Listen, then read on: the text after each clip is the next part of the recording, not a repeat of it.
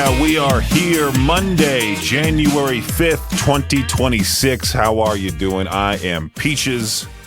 Welcome in, I guess. Yeah.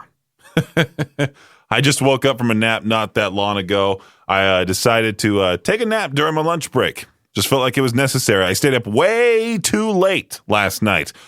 For some reason, my friends and I, we stay up too late and we have these awesome conversations that should occur on just earlier on in the day, so that I can go to bed like at 10 p.m. or something. I don't know. If you want to get a hold of me, you can over at 208-535-1015. I'll probably give another pair away for Ghost, another pair of tickets to go see Ghost at the Delta Center, February 10th. Might do another ticket giveaway with our fun game. We gave away our first pair during the noon hour of Madness and Mayhem. We played one of the lyrics of Peacefield, and Mitch got it. He was caller 20, got himself a pair of tickets to the show. The Skeletor World Tour should be a fun time. I don't plan on going to that show only because 12 days later, there's Bad Omens, Beartooth, and President live at the Delta Center as well. So many shows headed our way this year. It is looking stacked. I was just talking to my dad about that too, talking about how 2026 is going to be a year for a lot of different tours, and you really have to plan accordingly. You know, you really have to plan what band do I want to drive 3 or 4 hours to go see? I've already seen Ghost a couple of times, and I feel like, you know, if I were to go, I'd be like, okay, cool, that was neat. And then 12 days later, go to Bad Omens. That'd be a lot of money spent on gas driving to Salt Lake City within the span of, 12 days? Like I talked about earlier on in the show, how in April, there's, what was it again? Bill Murray, that whole tour. And then 10 days later is Electric Callboy with Polaris and Sing Queen. Oh, man. I'm excited. I'm excited for this year. 2026 is looking good. Knocking on wood. Anyway, Peaches Pit Party will continue here in just a few on K-Bear 101. You know, being a bigger person, you got to worry about what size bed you're going to sleep on for the rest of your life. I've had a queen-size bed since I was like 8 or 9, I think. My parents knew very early on that I was going to be a very big kid. So they got me a queen-sized bed very early.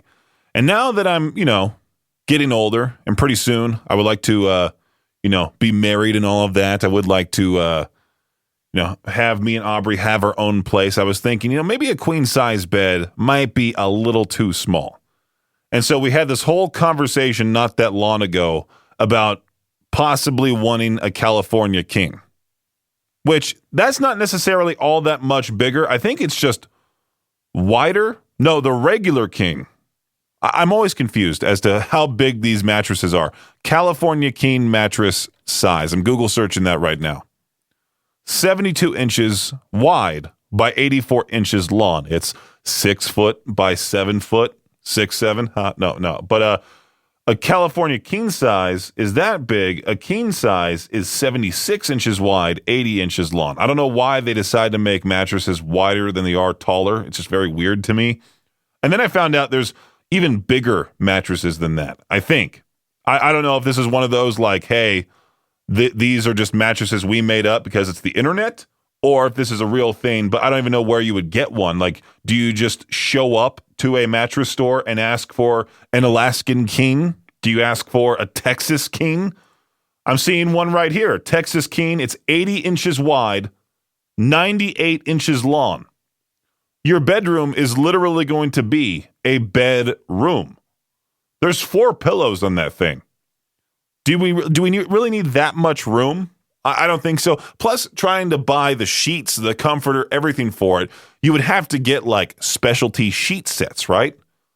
Nobody really thinks of that. They just think like, oh, big bed, that must be nice. More room to sleep, I feel like that would be too big, and that's even for big old me, right? Anyway, enough mattress talk. Let's play some I Prevail, Violent Nature.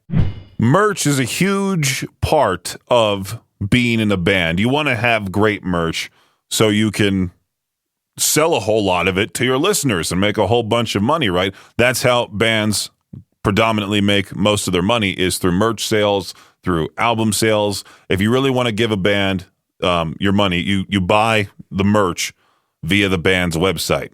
That's how you do it. I saw this post from r/metalcore. Which band has the worst merch contrasted against how good their music is? In other words, the goal is to name a band with the best music while also having the worst merch possible. Some of the responses in here, one of them is the band that I played for my pick of the day earlier today, North Lane. I'm looking at some of the designs here. It's not all that bad, all right? I think I saw a whole clip or something, a whole conversation about this, I should say, on the Garza podcast. Garza of Suicide Silence. He just recently announced his indefinite hiatus from the band, and his podcast really is taking off. Him and a bunch of other dudes were talking about the worst merch designs, and they just all agreed Pantera has some of the worst merch you will ever see.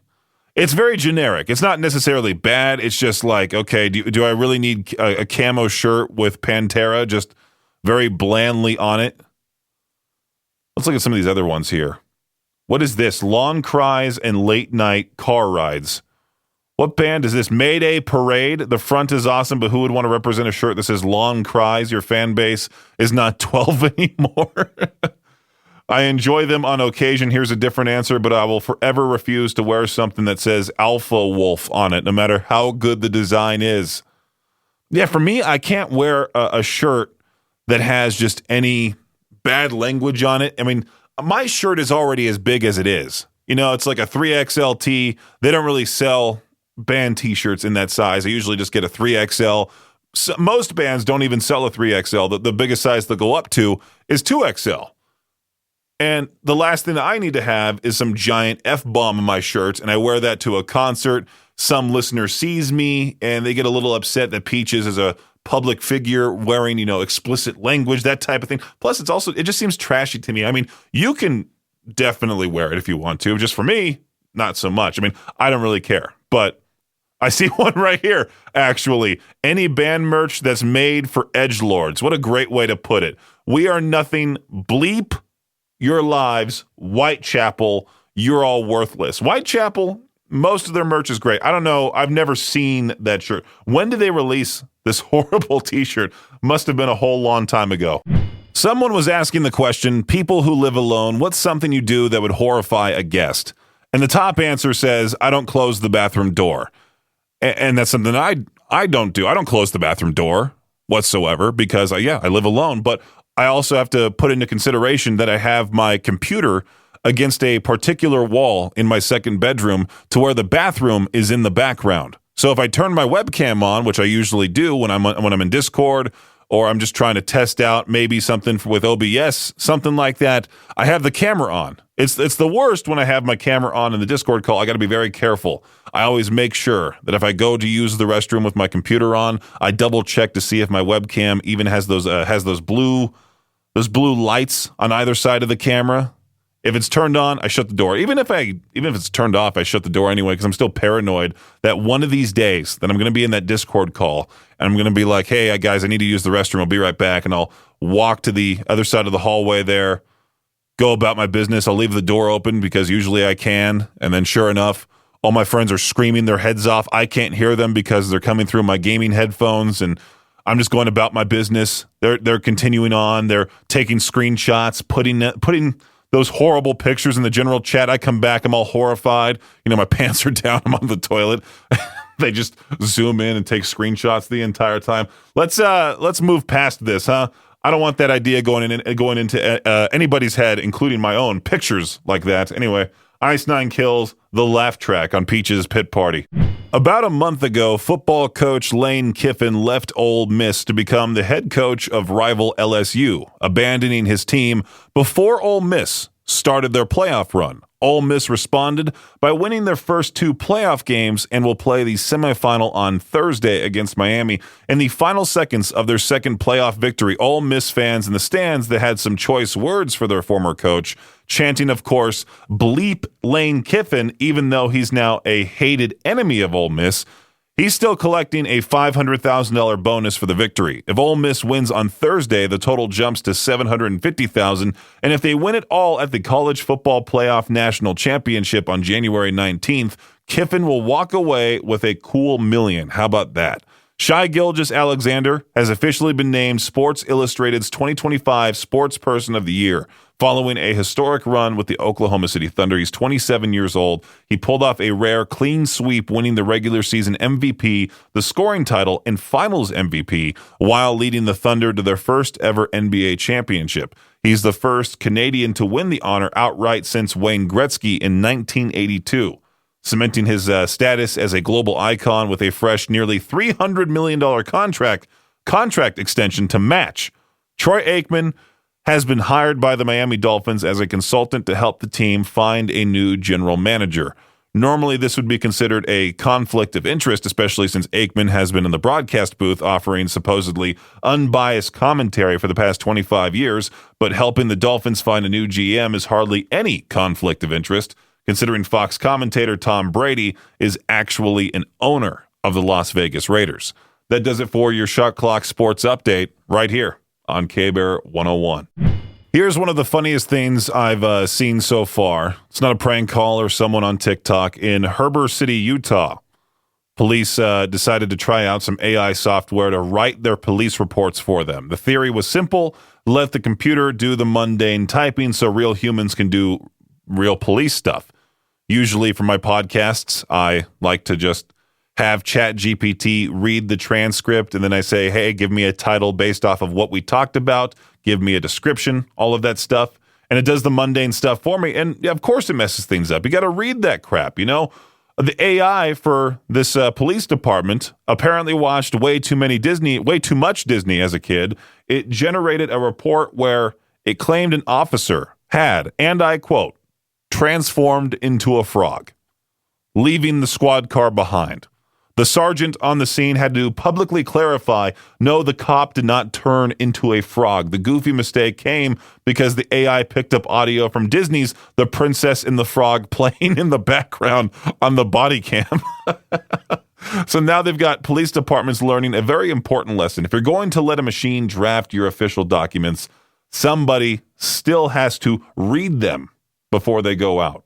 There's a story coming out of northern Colorado that's got everyone sort of talking over there. A woman who was out on the Crozier, I don't know how you say it, Crosier, Crozier Mountain Trail. She was by herself. Well, she was found dead on New Year's Day. What a way to ring in the new year. Wildlife officials believe a mountain lion might be to blame. That's significant because fatal mountain lion attacks in Colorado haven't happened since the late 1990s. It's about a 27-year age gap. Or 27-year gap, not age. Hiker saw the big cat near her body and scared it off by chucking rocks at it, which I thought that was pretty funny. They just see a mountain lion by some woman, start chucking pebbles at it. You know, what if the mountain lion decided to attack those people throwing rocks at it, you know? One of the people, there was a physician, but by the time they reached her, she didn't have a pulse. Wildlife officials tracked down and euthanized 2 lions in the area, but it's very weird that they would just do that because it's a wild mountain lion. They would just go out to the area and just be like, all right, this animal acting normal. Oh, not necessarily normal, but it's a wild mountain lion. Stay away from it. Apparently, that's standard protocol when an animal is suspected of attacking a person, and they're checking them now to figure out if one or both were involved. People out there see mountain lions fairly often. Colorado's mountains are loaded with them, but them actually attacking someone is extremely rare. Officials say there have only been 28 mountain lion attacks in the state since 1990. Could you imagine that? You're a part of that statistic? That'd be horrible. I mean, couldn't they tell this lady if she had scratch marks on her or if she was just, you know, maybe she had a heart attack or something? Who knows? Hiking's grueling. Maybe she died of exhaustion. They'd probably have to examine the body, I assume. I just find it funny that people just had the audacity to see a mountain lion near a body and they just start chucking rocks at it. Like, what if the mountain lion charged at them? Who knows? Really? I mean, would they try to fight it then? I've always wondered who has canceled the most concerts ever in their career. Obviously, I would think it's some band that's been around for a long time. Maybe that amount has just stacked up over the years. But no, the answer, it seems to be Morrissey, which I should have thought of because Morrissey is such a not controversial artist. There's just, if he plans a tour, you don't know if you actually are going to be able to watch Morrissey on stage. Very similar to Oasis. I feel like Oasis is a close second when it comes to this. Morrissey's touring over the past decade plus has been marked by a steady accumulation of concert cancellations and postponements to the point that it's almost expected anytime he announces a new leg of shows. But is that really a fair criticism? This is what Consequence wrote. In light of his most recent string of concert cancellations, which he attributed to an adverse reaction to a prescription medication, we took a deep dive into Moz's touring history. According to the publicly available data from the Morrissey fan site, Morrissey Solo, the singer has toured every year since 2012, announcing a total of 639 concerts. Of those, he has played 449 shows, with 111 canceled and 100 postponed dates, a 70% completion rating. His most challenging years came in 2013 when he played just 16 of 64 shows. 2016, he did 29 of 46. Just last year, he did 36 out of 68. Jeez. His cancellations and postponements have been blamed on a range of factors, including illness, exhaustion, logistical complications. He once was even sidelined due to toxic food poisoning after eating a bowl of penne pasta and tomato. Just give up. I would just say just retire. I feel like Morrissey probably has a good amount of money, right? Let me check. Morrissey net worth. What will not tell me he's worth $50 million. Yeah. Just ride off into the sunset, okay? You're done. Hey, if your New Year's resolution is to maybe find a new job, let's say you're at your current workplace, you're extremely unhappy, your boss is a jerk, you're like, I want out of here. Well, I have a place for you. Hire East Idaho. Hire East Idaho is here to help. It's free for job seekers, and new jobs are added all the time. This week's Hire East Idaho Job of the Week is with Portneuf Health. They're wanting to hire a full-time registered nurse for the night shift in Pocatello. But candidates must be a graduate of an accredited nursing program, hold current Idaho registered nurse license. You know, they're not just going to hire anybody, and obtain BLS and ACLS certifications as required. You can apply for this job and check out way more opportunities at the newly redesigned HireEastIdaho.com. You know, the job market itself, not necessarily the best, but HireEastIdaho.com can certainly help you apply and certainly help you just find something new in 2026. Again, HireEastIdaho.com. There's a university outside of Paris that you're not going to find on the average college tour brochure. And it's not because it's secretive, it's because it literally trains spies. A professor there openly admitted he often doesn't even know the real names of some of his students. That's not a plot twist in some movie. No, that's an actual class at Sciences Po Saint Germain. I don't know how you say this. I'm sure you say it with a much better French accent. I just cannot do that to save my life. The program wasn't dreamed up by Hollywood either. French authorities asked this school to build a curriculum to train future intelligence officers and keep current ones sharp after the country's security recruitment push following major terror attacks in 2015. This is pretty cool. Classes mix traditional students in their early 20s with seasoned operatives in their 30s to 50s. They study everything from tracking organized crime to understanding modern threats like political violence, cyber, espionage. It sounded a whole lot cooler when I just saw the headline where it says the French university where spies train. I just immediately thought of Agent Cody Banks. Why is that the only spy movie that I can think of? I mean, obviously there's 007. Clearly, I don't think I've ever seen any single 007 movie. I have all the stories in one book. The classic James Bond book, I got that one. Agent Cody Banks. What a nostalgic movie that is. From what year is that one from? Agent Cody Banks from 2003. Wow, 23 years ago. I have mentioned it many times on the show that any single time I book a flight to just fly back home or basically fly anywhere, these types of stories pop up. Here's a piece of news that sounds like something out of a sci-fi thriller. Experts are warning that the junk we've left orbiting Earth could eventually become more than a headache for satellites. It might start intersecting airplanes in flight. It's not a guaranteed disaster, but the chances are growing as we send up more and more stuff into space. Every week, bits of old satellites, empty rocket stages, and other debris fall back towards Earth. Most of it burn up in the atmosphere. It just burns up right there, right? But some chunks can survive long enough to reach the altitudes where jets cruise. Researchers estimate that as air traffic and orbital activity both keep increasing, the odds of a commercial flight being struck by space debris could rise to roughly 1 chance in 1,000 by 2030. That doesn't sound like much, but when you think about thousands of flights in the sky at any given moment, it's no longer just theoretical. Imagine that. You're just casually flying. Next thing you know, the airplane that you're in gets hit by a satellite falling out of the sky. That's how you know you have horrible, horrible luck. It's something that, oh man, I'm already anxious as it is for this trip. I want everything to go so well. I'm always anxious for every trip going back home. And now that I'm leaving during the winter time, I'm worried that the flight's going to be altered in some way by the weather. And now I have to worry about falling satellites out of the sky. Today's What the Headline takes us to Pennsylvania, where a woman found herself in court over an incident that absolutely did not involve her stealing beer, but definitely involved the beer fridge.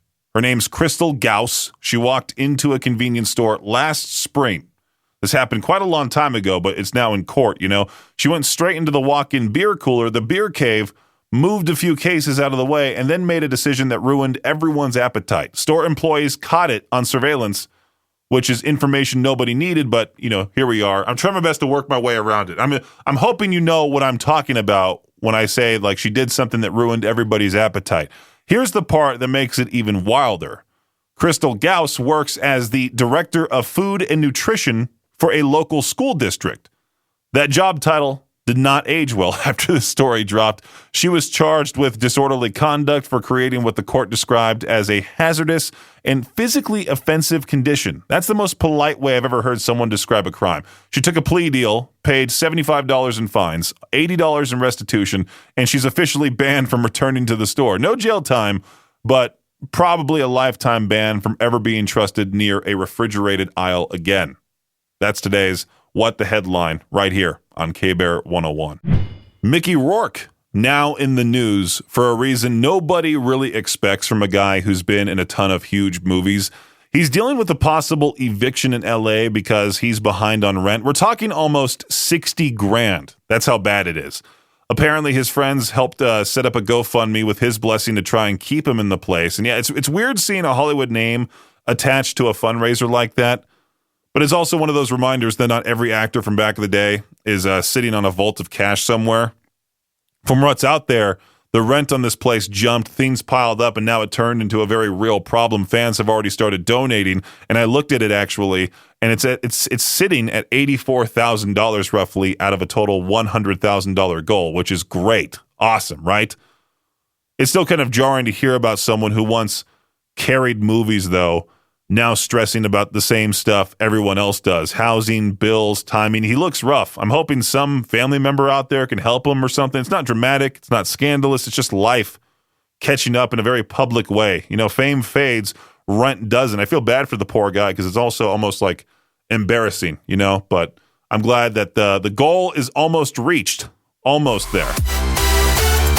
Thanks for listening to Peach's Pit Party, the podcast. If you enjoyed the show, please share, subscribe, and rate the podcast. Peach's Pit Party is hosted by me, Peaches, a.k.a. Brendan Peach, and is a production of Riverbend Media Group. For more information or to contact the show, visit riverbendmediagroup.com. Until next time, Peach out.